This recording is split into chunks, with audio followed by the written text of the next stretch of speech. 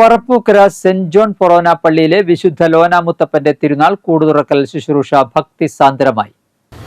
ബുധനാഴ്ച രാവിലെ ഫാദർ ജിൻഡോ ചിറമേൽ മുഖ്യ കാർമ്മികനായ ആഘോഷമായ പാട്ടുകുർബാന നടന്നു. വൈകിട്ട് യൂണിറ്റുകളിൽ നിന്നുള്ള അമ്പ് പ്രദർശനങ്ങൾ പള്ളിയിൽ എത്തിച്ചേർന്നു. തുടർന്ന് ഗജവീരന്മാർ ആചാരം ചെയ്ത് അണിനിരന്നു.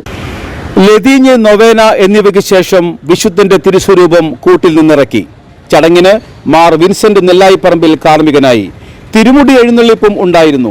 ഭക്തി നിർഭരമായ ചടങ്ങിന് സാക്ഷ്യം വഹിക്കാൻ നിരവധി ആളുകളാണ് എത്തിയത്.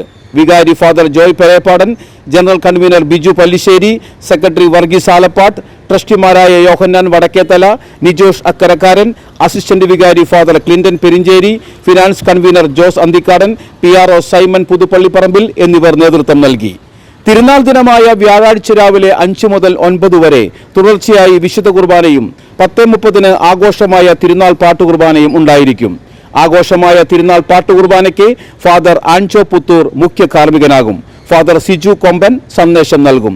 ഉച്ചതിരിഞ്ഞ് 3 വിശുദ്ധ കുർബാനയ്ക്ക് ശേഷം തിരുനാൾ പ്രദർശനം നടക്കും. ഈ മാസം 23 പാട്ടുകുർബാനയും നേർച്ചയൂട്ടും കുഞ്ഞുങ്ങൾക്കുള്ള ചോറൂട്ടും നടക്കും.